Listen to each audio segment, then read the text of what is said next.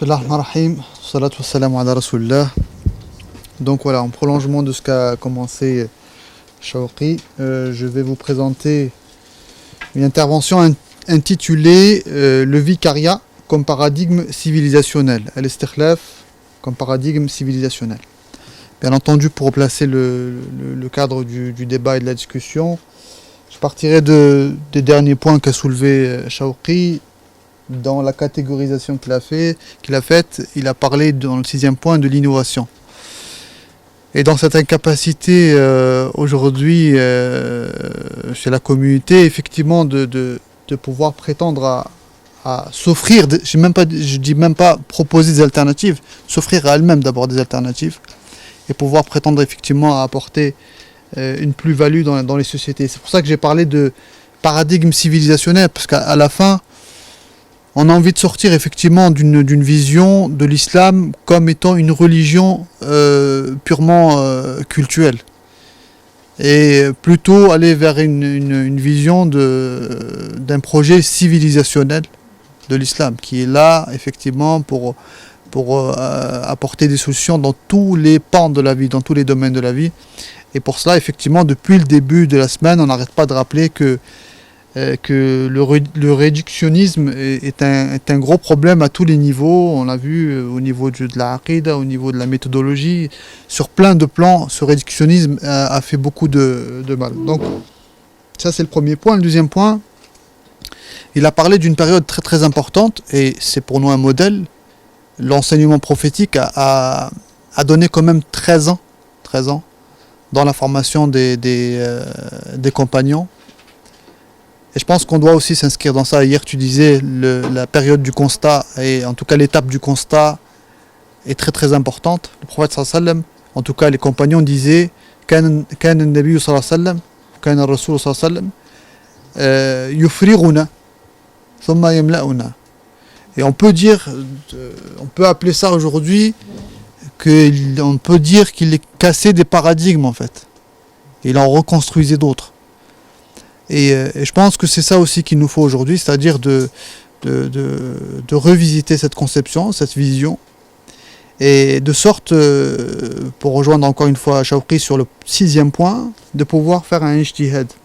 Lui, il s'est plutôt consacré sur la méthodologie d'un point de vue technique, d'un point de vue théorique. J'ai envie de dire que chacun d'entre nous, on fait des choix tous les jours dans la vie. Dès lors qu'on fait des choix, je ne pense pas qu'à chaque fois vous allez appeler un shir pour faire un choix dans votre vie. Donc dès lors où vous faites un choix, vous faites d'une certaine manière un ijtihad, quel que soit le niveau de ce ijtihad, son importance ou sa complexité.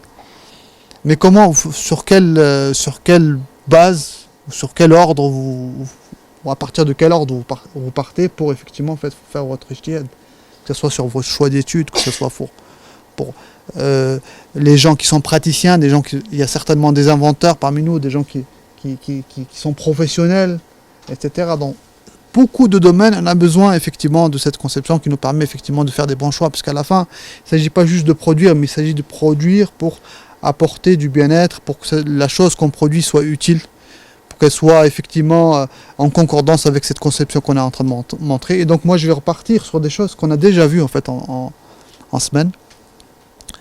Alors je ne sais pas pour Shawqi, mais moi, il m'a fallu quand même beaucoup de temps pour m'approprier ces idées-là. Parce qu'il y a plein de choses qui sont aussi théoriques. Et vous allez voir, pour ceux qui ont entendu ça la première fois dans l'université d'Athènes, s'ils partent et qu'ils ne se replongent pas dans ces idées-là, s'ils ne réfléchissent pas d'eux-mêmes à ces idées-là, je peux vous garantir que ça va partir.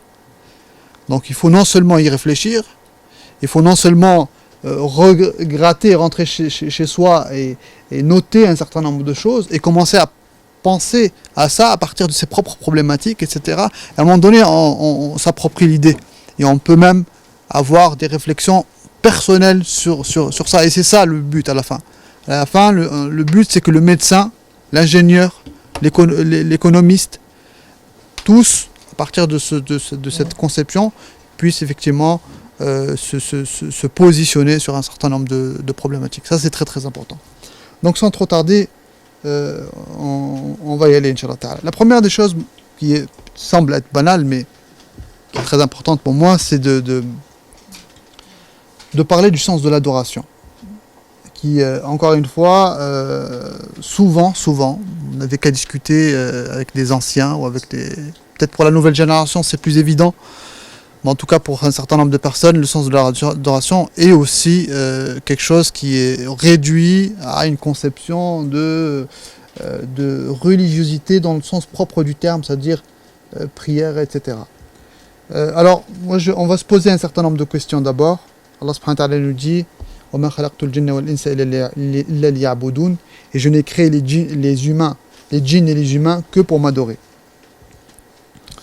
Et ici, effectivement, le verset nous donne un caractère assez global de ce que c'est que l'adoration. Donc, il faut effectivement se poser d'abord la question de ce que c'est que cette adoration-là.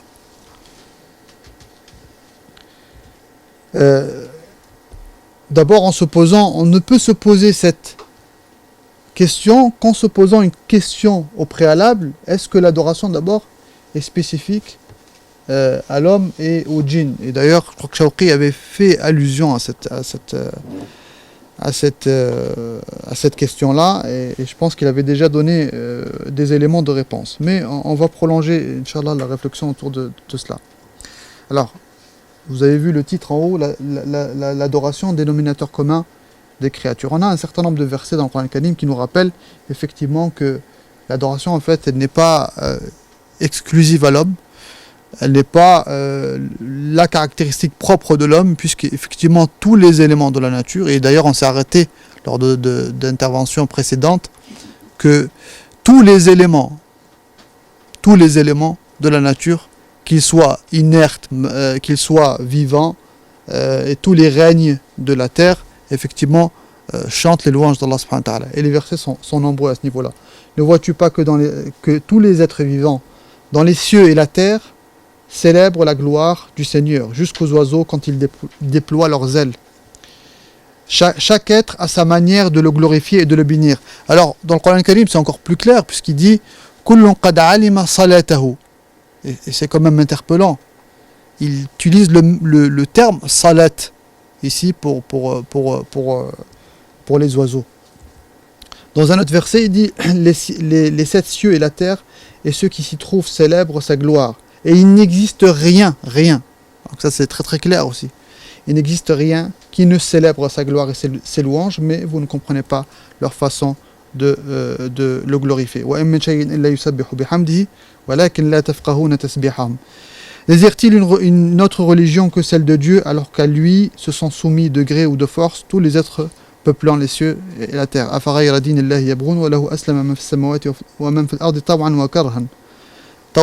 Donc là on voit aussi que après ça c'est à prendre avec des pincettes, mais c'est une réflexion que je me suis posée, comme on a dit, il faut toujours prolonger la réflexion. Je me disais, alors qu'en est-il du non-musulman, effectivement, qui renie l'existence de Dieu? Eh bien, Shawqi avait plusieurs fois fait allusion à tous les aspects du corps, effectivement, qui ne sont pas de l'ordre de l'humain, que c'est pas l'homme qui les contrôle, mais qui effectivement occupent leur fonction et jouent leur fonction au-delà de la volonté humaine, notamment le cœur, la respiration, etc., etc. Et les éléments qui composent, puisqu'à la fin le corps est composé d'atomes. Hein, donc ça aussi, ce sont des éléments effectivement qui sont soumis à Allah subhanahu wa ta'ala. Et c'est à Allah que se prosternent bon gré, mal gré, tous ceux qui sont dans les cieux et sur la terre, ainsi que leurs ombres au début et à la fin de la journée. C'est un verset aussi qui a été commenté par Shawqi. Petite réflexion maintenant sur étant donné que chaque être joue une fonction particulière, il y a un verset très particulier dans Sourate Taha, une discussion entre Moïse et Pharaon, où Pharaon pose la question à Moïse, il lui dit « Alors qui est ton Seigneur ?» قال فمن ربك يا موسى قال ربي الذي أعطى كل شيء خلقه ثم هدى. Donc ça c'était la réponse de Moïse. Notre Seigneur est celui qui a déterminé la nature propre de chaque créature et lui a montré la voie à suivre. Si on analyse un peu le verset, on va voir que d'une part, il y a des dispositions et des caractéristiques pour chaque être vivant, pour chaque créature, et d'autre part, une fonction. Je reviens. D'une part, il dit notre Seigneur est celui qui a déterminé la nature propre de chaque créature, donc il lui a donné une disposition, une couleur, des caractéristiques, et de l'autre côté, il lui a donné aussi, il lui a indiqué sa fonction de façon naturelle. Donc c'est sa fitra qui le guide vers sa fonction. Donc le Seigneur subhanahu wa ta'ala a doté à chaque créature d'une nature propre qui lui permet d'exercer sa fonction. Alors j'ai pris quelques exemples dans le Coran Karim. Il est dit, et nous avons placé dans la terre des montagnes fermes afin qu'elles ne s'ébranlent pas avec eux. Donc là c'est une fonction, mais j'ai trouvé un verset encore beaucoup plus clair où il est dit, en parlant des cieux, il les détermina en 7 cieux et révéla à chaque ciel sa fonction. Donc là aussi c'est très évocatif le terme de awha ilayha amra, et après effectivement on peut penser aux abeilles dont parle Allah subhanahu wa ta'ala, etc., qui effectivement évoquent tout cela. Nous avons fait du ciel une voûte protégée, etc. Donc pour résumer, l'univers est un ordre établi par Dieu où chaque créature y remplit une fonction. Donc on a plusieurs règnes et chaque espèce, chaque famille joue un rôle très très important. Et ça nous interpelle sur une chose, quand on parle effectivement de la disparition de certaines espèces, c'est pas la disparition d'une simple espèce en fait. C'est non seulement la disparition d'une espèce, mais c'est la disparition d'une fonction aussi derrière. Et nous, êtres humains, on l'a déjà dit lors des précédentes interventions, effectivement, une de nos fonctions, c'est de préserver cet ordre, de ne pas dénaturer cet ordre, et effectivement, ne pas être... Et Allah subhanahu wa ta'ala dit dans le Coran Karim, وَمَا مِن دَابَّةٍ فِي الْأَرْضِ وَلَا طَائِرٍ يَطِيرُ بِجَنَاحَيْهِ إِلَّا أُمَمٌ أَمْثَالُكُمْ مَا فَرَطْنَا فِي الْكِتَابِ مِنْ شَيْءٍ. Nulle bête marche sur terre, nul oiseau volant de ses ailes, qui ne soit comme vous, une communauté. Alors, on peut chercher longtemps des définitions dans l'héritage, des définitions qui prennent ce sens holistique de l'adoration, qui donnent effectivement le sens le plus large de l'adoration. Et entre autres, j'ai trouvé cette définition intéressante, celle d'Ibn Taymiyyah, qu'on retrouve dans Al-Ubudiyya et dans Majmou' al-Fatawa, où il dit l'adoration est un nom générique, un nom générique qui englobe tout ce qu'Allah aime et agrée parmi les paroles et les œuvres apparentes et cachées. Parmi les œuvres apparentes et cachées.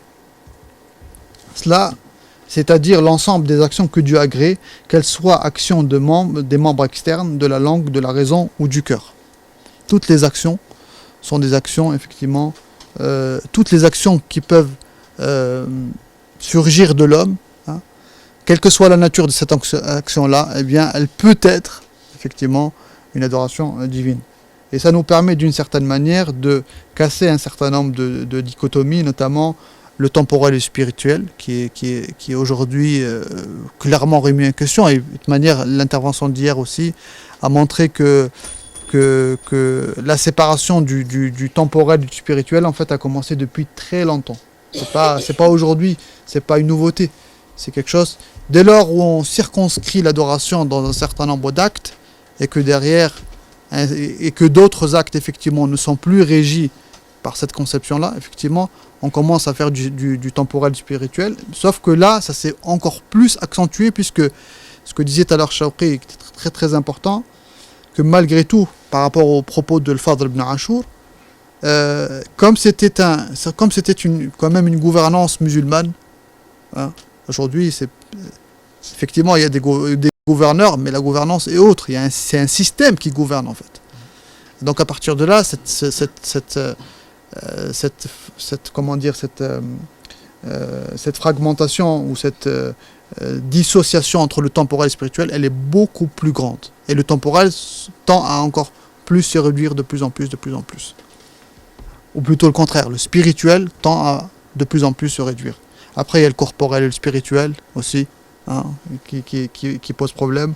Le mondain, l'au-delà, l'intelligible et l'inintelligible, etc. Le culturel et les affaires sociales. J'en passe. Je cite un verset là-dessus qui peut nous rappeler qu'effectivement il n'y a qu'une chose à délaisser, c'est قوله تعالى إن صلاتي قل إن صلاتي ونسكي ومحياي ومماتي لله رب العالمين. Dit encore, ma salat et mes actes de dévotion, ma vie, mon trépas, sont entièrement voués à mon Seigneur, le maître de l'univers. Alors, toute la question est de savoir, depuis tout à l'heure on se pose la question, Allah subhanahu wa ta'ala nous dit وَمَا خَلَقْتُ الْجِنَّ وَالْإِنسَ إِلَّا لِيَعْبُدُونَ, de quelle adoration il s'agit ici? Est-ce qu'il y a une particularité de l'adoration de l'homme? La question qu'on va se poser sur la particularité de la dévotion de l'homme, on va la démarrer à partir d'un verset. Le verset de Al-Amana. Le début du verset. إِنَّا عَرَضْنَا الْأَمَانَةَ عَلَى السَّمَوَاتِ وَالْأَرْضِ وَالْجِبَالِ فأبين أن يحملنها وأشفقن منها وحملها الإنسان إنه كان ظلوما جهولا. Donc je vais me poser, alors la traduction du verset rapidement, nous avons proposé le dépôt aux cieux, à la terre et aux montagnes, mais tous refusèrent d'en assurer la responsabilité et furent effrayés, or l'humain l'a porté. Je reviens aux questions. Pourquoi le dépôt est proposé seulement à ces créatures? Parce qu'en réalité, ce verset-là, on peut rester longtemps dessus à méditer, il y a pas mal d'éléments qui sont intéressants. Qu'est-ce que le dépôt proposé ici? Et pourquoi ce refus et pourquoi cette frayeur?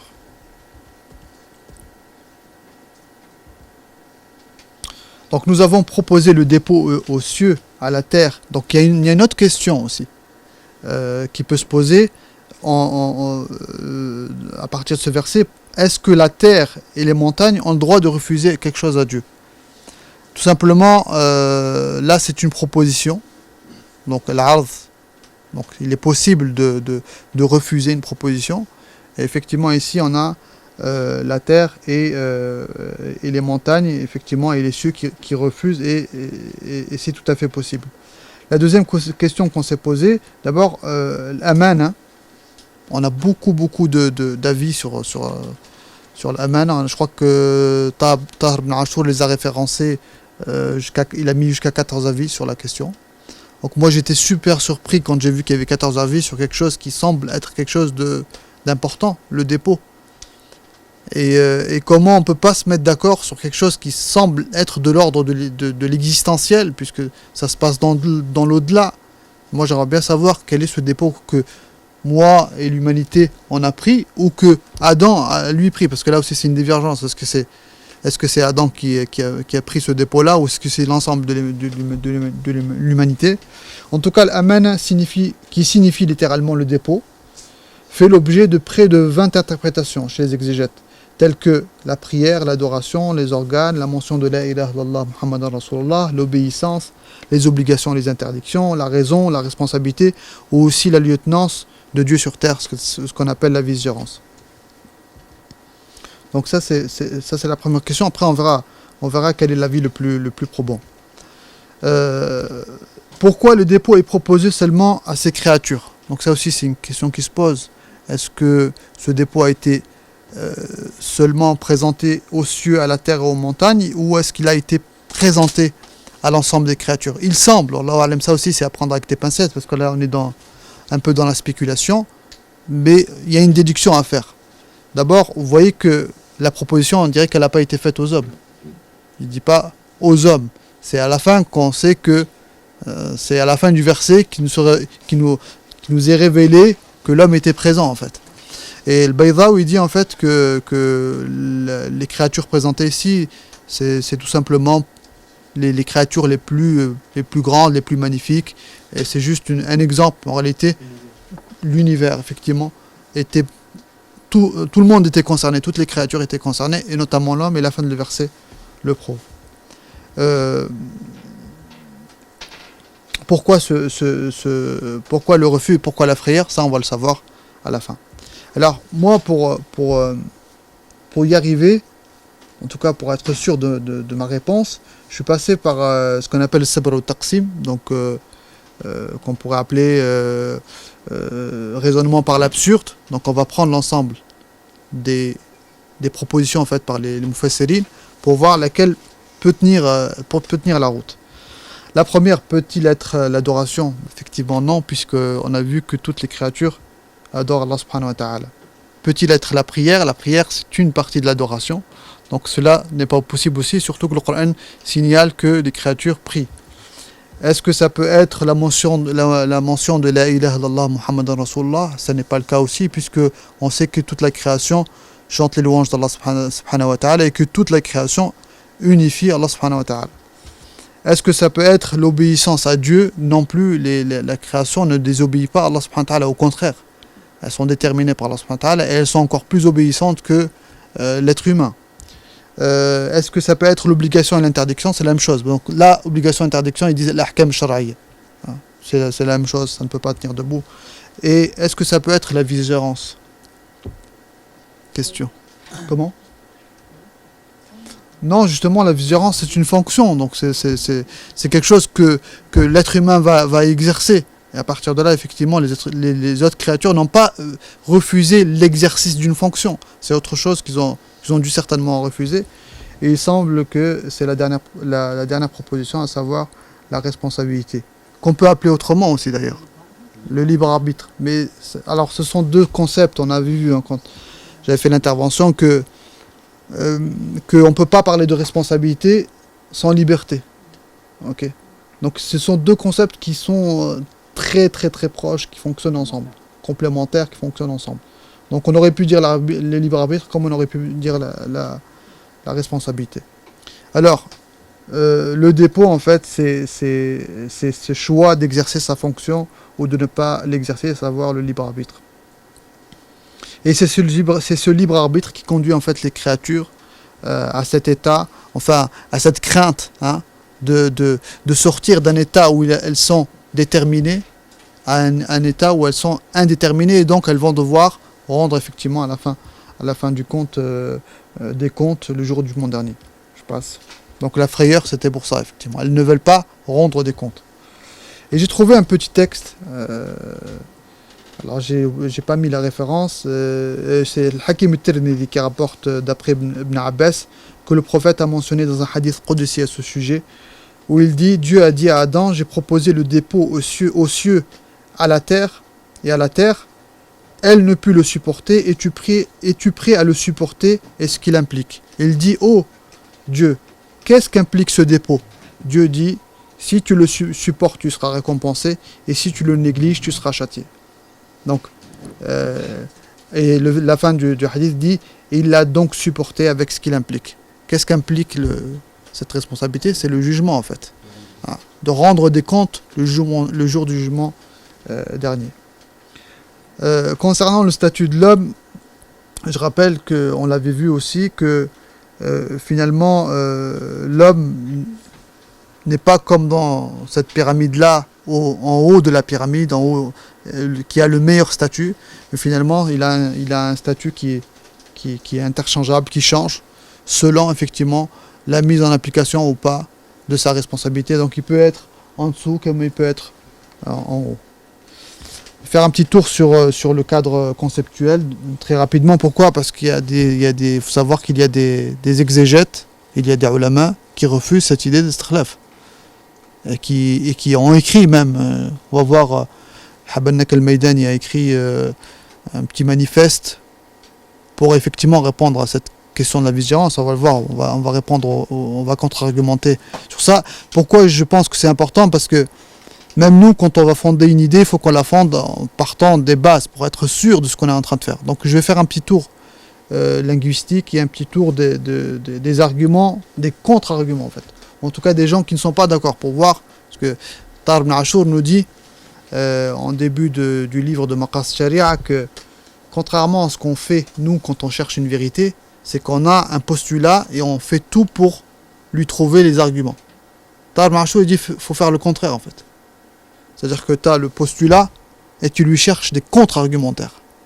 Dès lors où ce postulat tient la route, après les contre-argumentaires que tu as trouvés, il n'y en a pas un qui tient la route, et bien à la fin, tu peux être sûr que celui-ci est bon. Donc effectivement, il ne faut pas fuir effectivement les arguments ou en tout cas les avis qui viennent contredire l'idée de istikhlaf. Mais on va le voir, effectivement, et elles ne tiennent pas la route. D'un point de vue linguistique, alors, Ibn Fars nous dit la racine trilitaire khalafa a trois principales significations. Le fait qu'une chose vient après une autre et s'y substitue. Deuxièmement, l'antonyme de devant, donc le contraire de devant, autrement dit ce qui est a posteriori, okay, ce qui vient après. Et le sens de changement. Vous trouvez ça dans le Mu'jam d'Ibn Fars. Ibn Manzour, donc ça c'est effectivement ce sont les principaux dictionnaires de langue arabe. Ibn Manzour nous dit par rapport à la racine trilitaire khalafa, trois principales significations. La première, laisser derrière soi. La deuxième, istakhlafa, laisser quelqu'un à sa place. Et al-khalifa, qui succède à la place de quelqu'un. Je continue. Ar-Raghib al-Asfahani, qui je pense, qui est celui qui a le plus développé linguistiquement le sens, et qui donne plusieurs sens. Il définit al-khilafa comme le fait de représenter quelqu'un, comme le fait de représenter quelqu'un, soit pour son absence, sa disparition, son incapacité, pour honorer le représentant. Et ce que lui a retenu, c'est dans ce sens, il dit c'est dans ce sens, donc ces derniers, pour honorer le représentant, c'est dans ce sens, selon lui, que Dieu a élu comme successeur ses pieux serviteurs. Et il continue, il dit un tel, on dit un tel a succédé à un tel, fulan khalafa fulan, c'est-à-dire a pris sa place et occupe sa fonction en son absence. Soit par héritage, soit par alternance des générations et des siècles, ou en sa présence. Et donc il occupe sa fonction dans la gestion des affaires avec lui, ou en lui déléguant ses responsabilités comme entre un mandataire et un mandaté. Donc tout ça, c'est l'explication de Raghib al-Asfahani, je crois que c'est dans Mufradat al-Gharib al-Qur'an.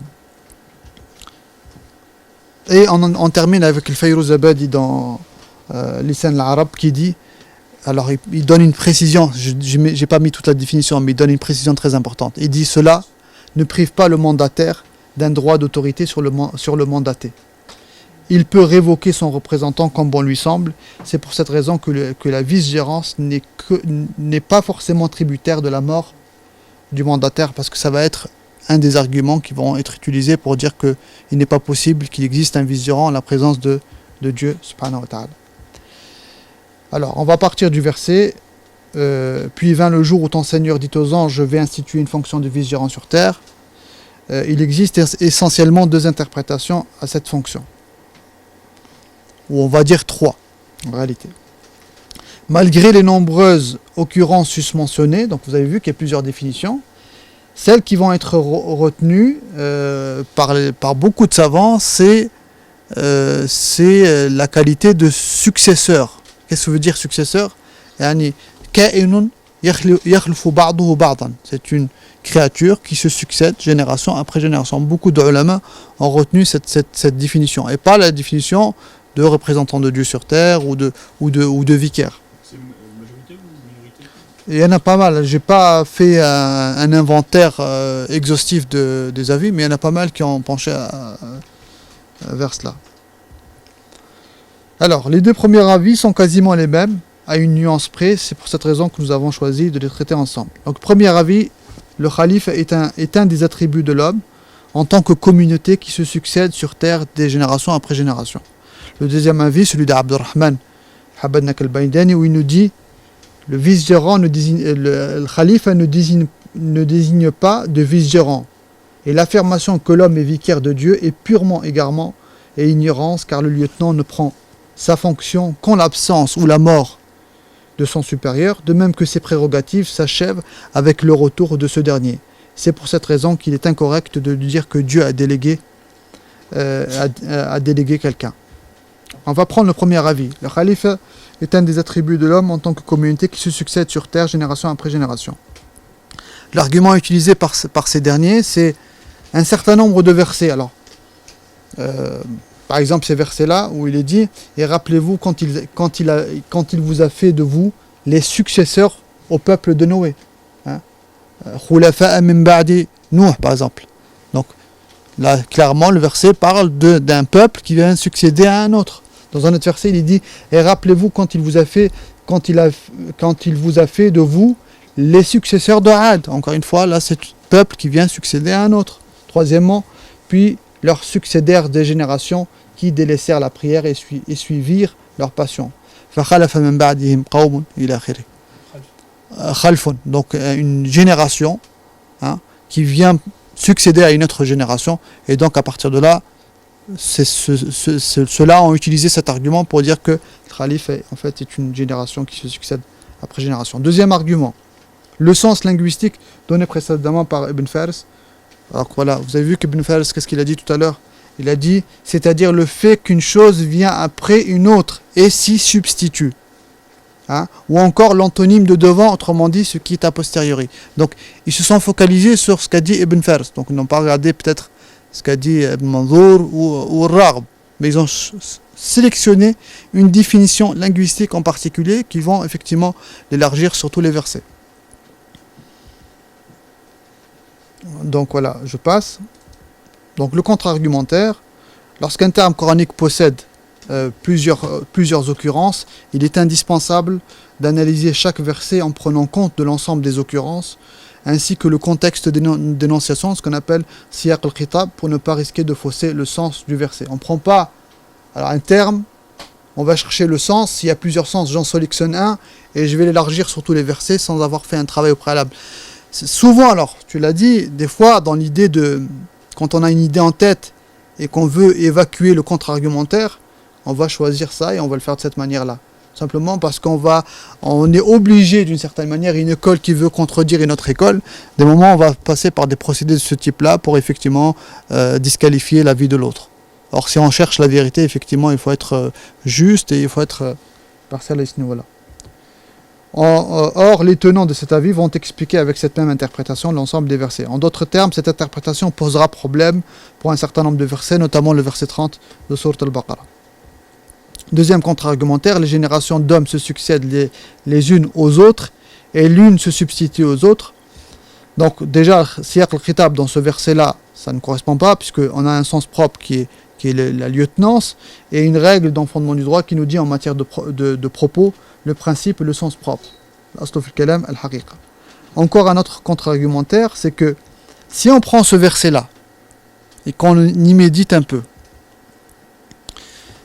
on va voir qu'en fait, si vous voulez, Dieu réunit l'ensemble de ses anges pour venir leur dire quoi?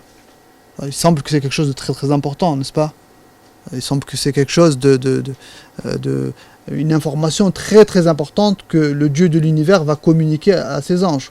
Donc ça serait absurde en fait que Allah subhanahu wa ta'ala réunisse les anges pour tout simplement leur dire qu'en fait il va créer un être qui va se succéder génération après génération, et surtout voyons la réponse des anges.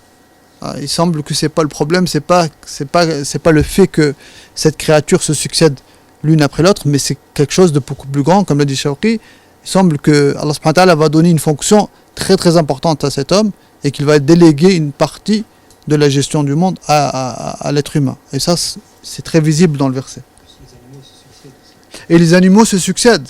Donc, quelle est la différence à ce moment-là entre les animaux et l'être humain?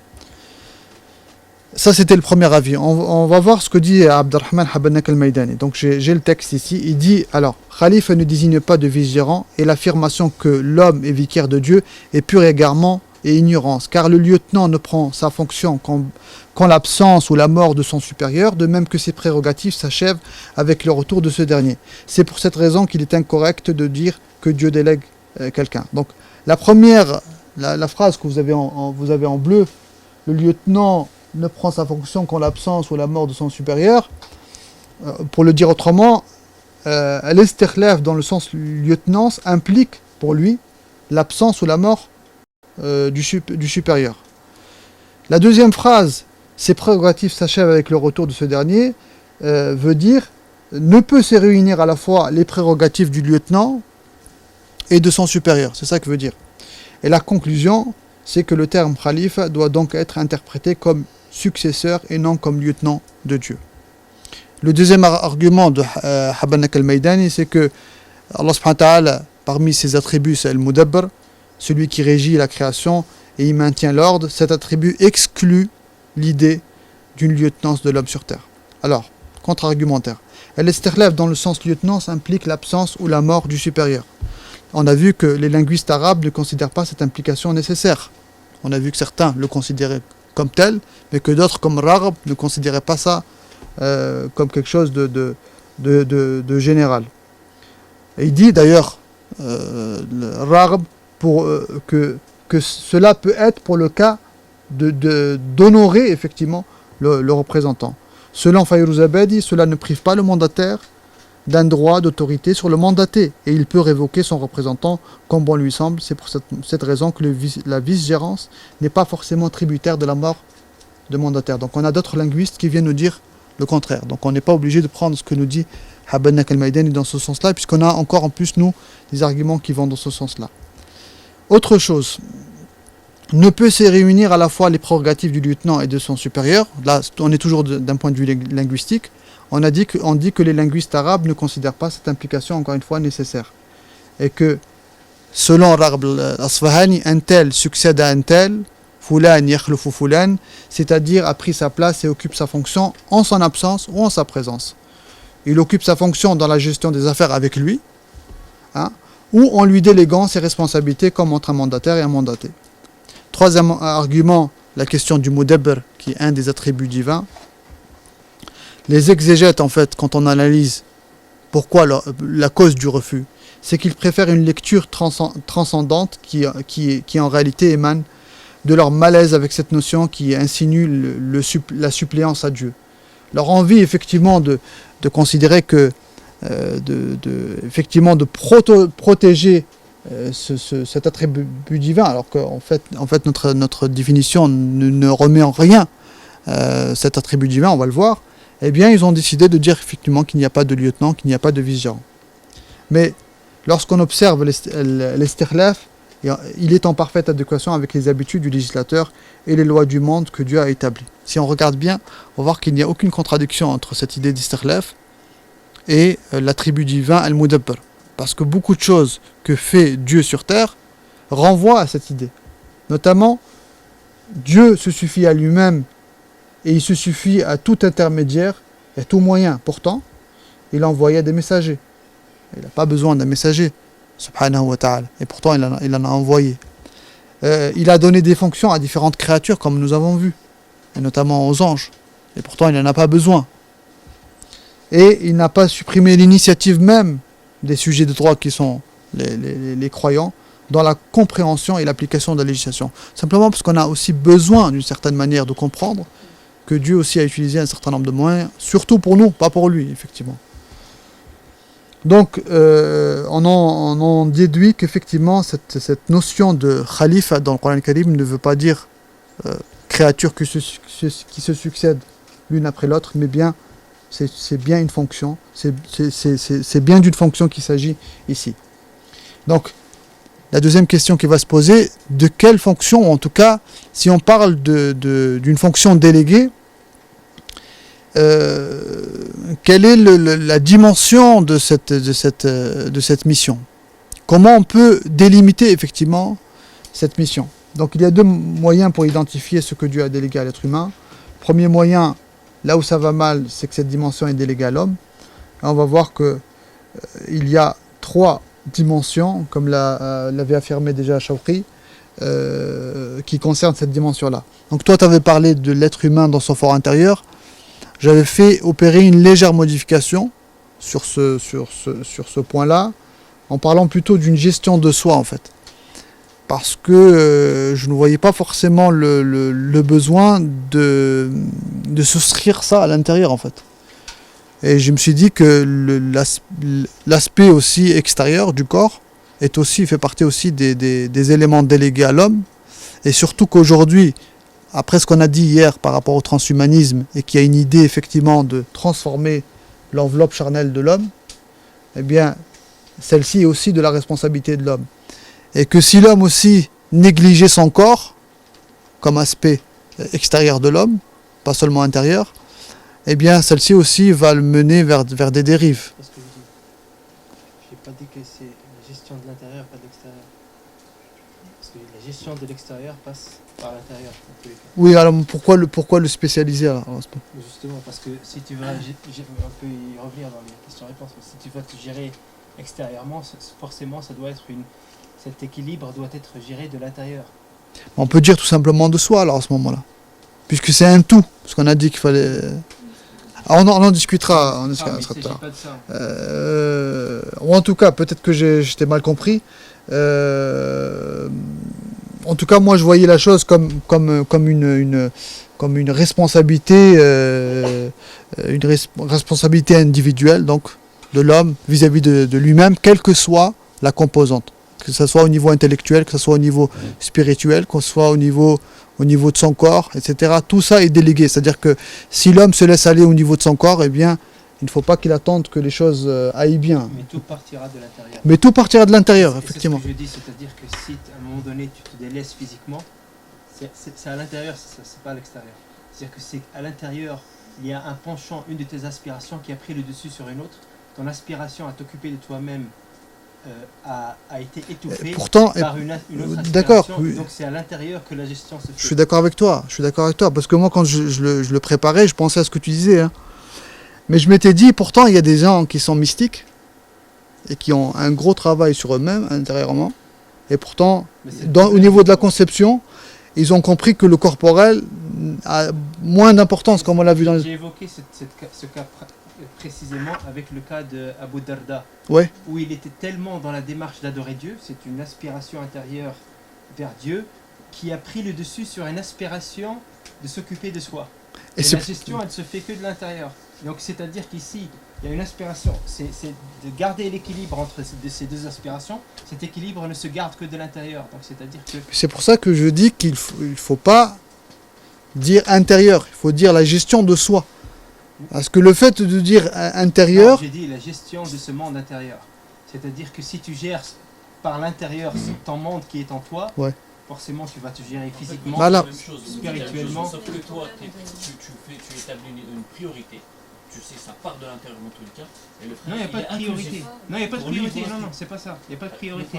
La gestion se fait là. Oui. Se fait là. Et puis donc là va découler l'extérieur. Voilà. Bon, on reprendra c'est intéressant, on reprendra la discussion tout à l'heure. Mais de toute manière, ces débats-là sont là pour ça. Hein. C'est important de nuancer quand il faut nuancer. Bon, on y reviendra. Oui, mais il n'y a aucun souci. J'ai raison. Hein. Mais il n'a pas tort non plus. Ok. Le deuxième point, le deuxième élément, c'est la gestion du monde social. Et la troisième, le monde social, c'est-à-dire l'alter ego, la communauté, l'autre. Et le troisième élément, c'est entre l'homme et l'univers, donc la gestion du monde matériel. Et il y a bien entendu entre les trois, on va le voir, il y a entre les trois éléments, les trois catégories, aussi une interdépendance. C'est-à-dire que je pense qu'il ne peut pas y avoir une bonne gestion de soi aussi. Aujourd'hui, hein, peut-être qu'à l'époque, comme l'a dit Fadl ibn Ashur, ça ne se voyait pas. Mais s'il n'y a pas une bonne gestion du milieu matériel, je pense à l'agriculture, je pense à beaucoup de choses, il ne peut pas y avoir une bonne gestion de soi. Et s'il n'y a pas une bonne gestion du monde social, il ne peut pas y avoir une bonne gestion de soi aussi. Donc les choses sont aussi interdépendantes et pour bâtir en fait une conception totale, il faudra faire des va-et-vient entre ces trois domaines. Deuxième moyen, bien entendu, c'est les textes. Et je vous ai sélectionné 3 textes qui me semblent importants. On peut bien entendu en citer d'autres. Le premier où il est dit ô vous qui croyez, répondez à Allah et aux messagers lorsqu'ils vous appellent à ce qui vous donne la vraie vie, donc ce qui vous revivifie. Là on peut se poser aussi une question. Est-ce qu'il y a une mort? Est-ce qu'il s'agit d'une mort ici? S'il ne s'agit pas d'une mort biologique, mais il s'agit d'une mort effectivement spirituelle qui engendre bien entendu des problématiques. Et sachez qu'Allah s'interpose entre l'homme et son cœur, et que c'est vers lui que vous serez rassemblés. Donc il faut effectivement retourner à Allah subhanahu wa ta'ala pour se réapproprier les clés de son cœur. C'est intérieur, bien entendu que c'est intérieur. C'est intérieur, mais ça n'a pas enlevé un certain nombre de dérives. C'est-à-dire qu'il y a beaucoup de gens qui ont compris que c'était l'intérieur, mais ça n'a pas empêché effectivement une négligence du corps. Donc le deuxième pan, c'est celui de l'alter ego, ou de l'autre. Et là aussi, on a un texte important, je pense dans l'université d'été, on ne l'a pas cité une seule fois, mais qui est un texte capital. يا أيها الناس إنا خلقناكم من ذكر وأنثى وجعلناكم شعوبا وقبائل لتعارفوا إن أكرمكم عند الله أتقاكم. Ô vous les hommes, ô hommes, nous vous avons créé d'un mâle et d'une femelle, et nous avons fait de vous des nations et des tribus afin que vous vous entreconnaissiez. Ça c'est aussi un texte important. Et troisième texte, هو الذي أنشأكم من الأرض واستعمركم فيها, de la terre il vous a créé. هو أنشأكم من الأرض واستعمركم فيها, de la terre il vous a créé et vous a demandé de l'édifier. Donc on va commencer par le premier élément. Donc quand je disais tout à l'heure la méthodologie, j'ai essayé de réfléchir sur chacun des trois éléments, la gestion de soi, la gestion du monde social et la gestion du monde matériel, pour essayer d'apporter une pratique à ce niveau-là, apporter des éléments de réponse qui vont permettre effectivement de nous positionner. Alors, donc le titre c'est Al-Makhlouq al-Adami ou Al-Mustakhlaf al-Istikhlaf al-Nafsi, l'être adamique, Al-Mustakhlaf, gestion de soi. Donc, on voit qu'il y a un certain nombre de versets qui nous rappellent qu'il y a des choses qui ont été embellies. زُيِّنَ لِلنَّاسِ حُبُّ الشَّهَوَاتِ مِنَ النِّسَاءِ وَالْبَنِينَ وَالْقَنَاطِيرِ الْمُقَنطَرَةِ مِنَ الذَّهَبِ وَالْفِضَّةِ وَالْخَيْلِ الْمُسَوَّمَةِ وَالْأَنْعَامِ وَالْحَرْثِ jusqu'à la fin du verset. A été rendu naturellement attirant pour les hommes l'amour des choses qu'ils désirent, femmes, enfants, des amoncellements d'or et d'argent, chevaux marqués, bétail et champs, tout cela est l'objet de jouissance pour la vie présente, alors que c'est auprès d'Allah qu'il y a le bon retour.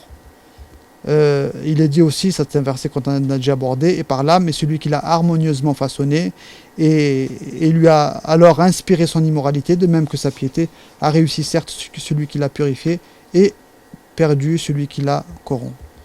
Donc l'aspiration, si on prend ces deux versets-là, on va voir que l'aspiration naturelle, ce sont deux amours naturels. Et ça aussi on l'a déjà dit, mais je le dis avec d'autres termes. Le premier, il s'agit de cet amour qui invite à rester fidèle à la disposition première en se réconciliant avec elle par un choix de conscience. Donc aller effectivement obéir aux prescriptions divines, à ce qu'Allah subhanahu wa ta'ala nous demande, nous enjoint. Et la deuxième, donc c'est une tension en fait entre les deux, celui qui appelle à se laisser vaincre par le naturel de l'instinct, qui finira par couvrir, voiler et étouffer la disposition originelle et enchaîner l'être humain à ses passions. Donc cette deuxième là effectivement et la première d'ailleurs aussi, puisqu'on avait vu que si quelqu'un se laissait aller à l'adoration en délaissant le bas monde, et en allant dans un extrémisme dans ce sens-là, eh bien ça amène à des pratiques extatiques, à un délaissement du bas monde, et c'est aussi problématique. Alors pour se discipliner et pour effectivement profiter de l'adoration, puisque au final c'est de ça qu'il s'agit, puisque au final si quelqu'un manque de foi, eh bien il ne pourra pas effectivement se dire non, il ne pourra pas s'empêcher de faire les choses. Il ne pourra pas dire non à ses pulsions, il ne pourra pas se cadrer. Et donc l'adoration, elle vient dans ce sens-là pour apporter une certaine armure, une certaine protection et un moyen effectivement de continuer la route. Donc, alors les disciplines, en tout cas l'adoration, il faut qu'elle respecte 4 éléments. La mise en pratique, la constance, la ponctualité et la qualité. Parce qu'il peut y avoir une des 4, et si les autres elles sont manquantes, effectivement, cela n'apportera pas ses fruits. Il faut d'une part une pratique, certes, sans la pratique, eh bien, on ne peut pas aller plus loin, mais avec la pratique, il faut aussi une constance. Il faut être constant et régulier dans sa pratique. Il faut la ponctualité, parce qu'on peut être constant mais pas ponctuel, donc il faut une ponctualité. Et avec la ponctualité aussi, il faut la qualité, parce qu'on peut avoir les 3. Il y a des gens peut-être qui prient depuis des années, ils sont effectivement dans la pratique, ils sont constants, ils sont ponctuels, mais ils n'ont pas cette adoration de qualité qu'il faut effectivement pour en profiter au niveau de sa voix. Donc c'est ainsi qu'on arrive à se réformer et se purifier à travers les adorations. J'aurais besoin d'un peu plus de temps, je crois. J'aurais besoin d'un peu plus de temps. Se réformer et se purifier, donc je vais aller rapidement. Effectivement, les adorations fonctionnent en ceinture d'après les ulama. Donc, il est dit que le Satan, la'anahullah, ne commence pas par l'unicité. Il commence par des petits pas, et derrière des petits pas pour nous empêcher de faire des petites adorations. Puis après, il va passer à des choses beaucoup plus importantes jusqu'à arriver à ce qui est de l'ordre du fondement. Et je me suis posé une question en fait par rapport à ce que tu disais toi hier, le hadith du prophète sallam, la yu'minu ahadukum hatta. Donc la traduction c'est vous n'atteindrez pas la pleine unicité tant que ce que j'ai rapporté devient une passion, devient quelque chose qui soit choisi volontairement et aimé. Et je me rappelle qu'un de nos professeurs nous disait qu'en réalité, quand on regarde bien, les prières surrogatoires sont beaucoup plus importantes que les prières obligatoires. Parce que tout simplement, il ne dit pas qu'il faut faire les surrogatoires et ne pas faire les obligatoires. Mais il dit que quand on regarde les choses d'un point de vue de la conception, les prières surrogatoires, c'est celles que l'homme commence à faire volontairement, par choix, par envie, par amour. Donc il atteint un stade qui l'amène à aller de lui-même pour prier. Et en fait, c'est les prières obligatoires, quand elles sont bien faites, c'est elles qui nous amènent à faire des prières surérogatoires. Et ça m'a interpellé, j'ai trouvé ce hadith-là qui est très très connu, ce hadith de Man aada li waliyan faqad adhantuhu bil harb. Le hadith dit quoi? Quiconque montre de l'hostilité à l'un de mes bien-aimés, je lui déclare la guerre. Donc c'est un hadith qudsi. Mon serviteur ne peut se rapprocher de moi par une chose meilleure à mes yeux que ce que je lui ai prescrit comme œuvre obligatoire. Donc, d'après le hadith, là, il semble que la chose la plus importante pour Allah subhanahu wa ta'ala, c'est l'élément obligatoire. Or, si on continue le hadith, il dit « Et mon serviteur ne cesse de se rapprocher de moi par des œuvres surérogatoires jusqu'à ce que je l'aime. » Donc, l'amour, on y arrive quand? En tout cas, on l'atteint quand? On l'atteint aussi par les prières surrogatoires, par la multiplication des prières surrogatoires. Pas que les prières, là je fais une focalisation sur les prières, les œuvres en fait. Toutes les œuvres. Et toutes les œuvres, pas dans le sens cultuel du terme, mais toutes les œuvres qu'on fait effectivement pour chercher la satisfaction de Dieu. Et Allah subhanahu wa ta'ala dit, quand je l'aime, je deviens lui par laquelle il entend, la vue par laquelle il voit, la main par laquelle il saisit et le pied par lequel il marche. S'il me demande quelque chose, je lui donne, et s'il cherche refuge auprès de moi, je lui accorde. Donc on peut se poser des questions sur cette dernière partie, de quoi il s'agit. Il y a énormément d'interprétations, il y a des gens qui parlent de karamet, je ne sais pas comment traduire ça, le karamet. C'est pas des miracles, mais ce sont des choses qui sont de l'ordre du surnaturel qui peuvent arriver à l'homme. Un don très particulier de Dieu. On parle de l'histoire de Sayyidina Omar qui effectivement avait pris parole sur un membre qu'on a entendu de l'autre côté de Tabouk, etc. Mais moi je ne penche pas sur cet avis-là, mais plutôt sur l'avis qu'effectivement quand quelqu'un finalement opère tout ce qu'on a dit et qu'il est en osmose totale avec la conception, avec l'adoration, etc., d'une certaine manière, il devient le vicaire de Dieu. Je l'explique de cette manière. C'est-à-dire que il devient lui par lequel il entend, c'est-à-dire qu'à ce niveau-là, il est vicaire de Dieu, et ainsi que l'ensemble des membres. Donc il est vicaire de Dieu quand effectivement il est en osmose totale avec Allah subhanahu wa ta'ala, avec son adoration. Il y en a d'autres qui ont expliqué ça autrement en disant que finalement quand quelqu'un atteint un certain niveau d'adoration, eh bien il devient protégé par Allah subhanahu wa ta'ala. Son regard est protégé, sa main est protégée, etc. Mais je pense plutôt vers cette idée de vicariat. Un autre élément qui me semble important, c'est la définition du mot tarout, qui en explique souvent le mot tarout par fausse idole, par Satan, par un certain nombre d'explications, et qui, pour moi, ne devrait pas être circonscrit à ça, justement, mais plutôt à l'idée de tout ce qui est dépassement tout ce qui est, comme vous le voyez pour les occurrences qui sont inscrites ici, transgresser, dépasser la mesure, outrepasser, être excessif, sortir des limites, tout simplement parce qu'on avait dit effectivement que Allah subhanahu wa ta'ala nous avait donné des dons et des qualités et que ces qualités-là et ces caractéristiques-là, quand on se laisse aller à ces caractéristiques-là, elles peuvent effectivement nous amener à faire des choses assez graves. L'amour-propre est quelque chose de naturel, mais il peut très très vite devenir par exemple de l'orgueil, etc. Et ainsi de suite pour les autres qualités. Un autre élément important, les hasanat ne constituent pas les finalités des actes. C'est pas, beaucoup de personnes pensent que c'est les hasanat qu'il faut viser. Or, en fait, les hasanat ne sont qu'un moyen de stimuler l'action. Et que personne n'accède, comme le dit le hadith, par ses propres actions au paradis, mais par la miséricorde d'Allah subhanahu wa ta'ala et même le prophète sallallahu alayhi wa sallam. Si on analyse un peu l'homme, on va voir que il est doté d'un certain nombre de caractéristiques. Il a une aspiration, il y a une faute là, une aspiration naturelle vers le transcendant, vers la transcendance. Il est naturellement attiré vers la subsistance.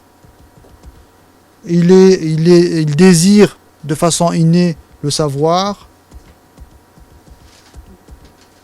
Il a une attirance vers l'autre, une attirance sexuelle vers l'autre.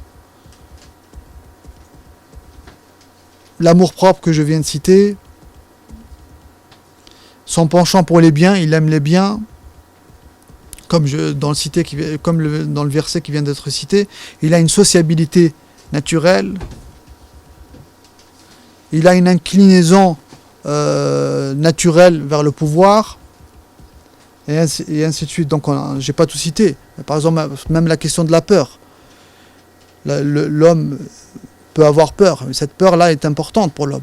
Parce qu'effectivement, si Allah subhanahu wa ta'ala n'avait pas enraciné en lui cette peur, ou en tout cas cette propension à avoir peur, ben, il n'aurait même pas peur en fait, ni de l'enfer, et même pour sa protection personnelle dans la vie, il a besoin de cette peur. Également pour l'espoir qui existe en l'homme. Tous ces éléments-là constituent d'une certaine manière la fitra de l'homme. Mais si on les regarde, ces qualités-là, on va voir que d'un point de vue individuel, elles peuvent être équilibrées par la foi, effectivement, par l'adoration, par les actes, etc., etc. Mais d'un point de vue du milieu naturel, il y a un certain nombre de choses à voir. Aujourd'hui, par exemple, tu peux avoir une bonne foi, tu peux avoir une bonne pratique, mais au niveau de la subsistance, si effectivement le milieu dans lequel on habite, effectivement, ne nous offre pas la bonne subsistance, ne nous offre pas la bonne nourriture, eh bien effectivement, ça va engendrer des conséquences sur nous-mêmes. Donc à partir de là, il faut effectivement faire des va-et-vient, comme je dis, entre cet aspect de gestion du monde matériel, cet aspect de gestion du monde social, cet aspect et c'est la même chose pour le reste. Pour le savoir, c'est la même chose. J'ai appris depuis 2-3 jours, il nous parle de cette idée qu'il faut réformer. Non seulement c'est pas la science, c'est pas d'un point de vue individuel, ce sont des institutions, ce sont des écoles, c'est un milieu, le milieu universitaire, etc. Donc c'est une réforme, pas seulement au niveau individuel, au niveau de la science, mais de l'ensemble des gens qui occupent ce milieu-là. Je passe maintenant à la gestion sociale très rapidement. Donc, je prends 2 minutes et je clôture, Inch'Allah. Juste un élément important, parce qu'effectivement c'est quelque chose qui nous pose problème aujourd'hui, c'est ça. Notamment d'un point de vue de la communauté. Aujourd'hui, c'est pas d'un point de vue des États, c'est pas au niveau international, c'est au niveau local, dans nos associations. Il y a pas d'entente, il y a des problèmes partout au niveau de la communauté. Il y a un réel problème au niveau de l'entente des musulmans entre eux. Donc, qu'est-ce qui se passe ? Ça, vous le voyez dans la plupart des associations. Hier, je crois qu'on en discutait au bord du lac. C'est très problématique. Qu'est-ce qui se passe ? Donc, il faut aussi ici, non seulement, s'armer effectivement de la foi, parce que effectivement, quand on n'a pas ce côté spirituel, effectivement, les animosités commencent, on est très susceptible, etc., etc., et ça engendre des problèmes, mais pas que. Donc j'ai emprunté trois concepts chez Taha Jabr al-Alwani qui parlent de ta'aruf, et ta'aluf et ta'aoun. Donc on peut traduire par entre connaissance, empathie et entraide. Et en fait, pour créer une osmose dans un groupe, effectivement, d'abord, c'est Allah subhanahu wa ta'ala qui met l'amour entre les cœurs, comme il est dit dans le Coran Karim, mais il faut passer aussi par une autre connaissance. Dans un groupe comme celui-ci, si à un moment donné, les gens ne vont pas vers les autres, s'il n'y a pas une autre connaissance, s'il n'y a pas une confiance, pour se rapprocher les uns envers les autres, qui passe après par un ta'aluf, donc une empathie, donc c'est un stade supérieur, où on se rapproche, on est plus proche de l'autre, il y a une proximité qui se crée, qui à la fin va donner ce qu'on appelle le ta'aoun. Mais effectivement, il n'y a pas un vrai ta'aoun s'il n'y a pas un vrai ta'aluf. وَأَلَّفَ بَيْنَ قُلُوبِهِمْ, c'est Allah subhanahu wa ta'ala qui dit ça. Donc il a mis une empathie, une affection entre les cœurs. Et je rappelle, parmi les piliers, quand le prophète sallam est arrivé à Médine, c'est que il a quand même institué cette idée de fraternité entre les Ansar et le Muhajirin. Donc, et le travail que le prophète sallam a fait entre le Muhajirin dans Dar al-Arqam ibn al-Arqam. Donc il a enraciné cet amour entre eux, il les a rapprochés les uns envers les autres, et je pense que ça manque aujourd'hui.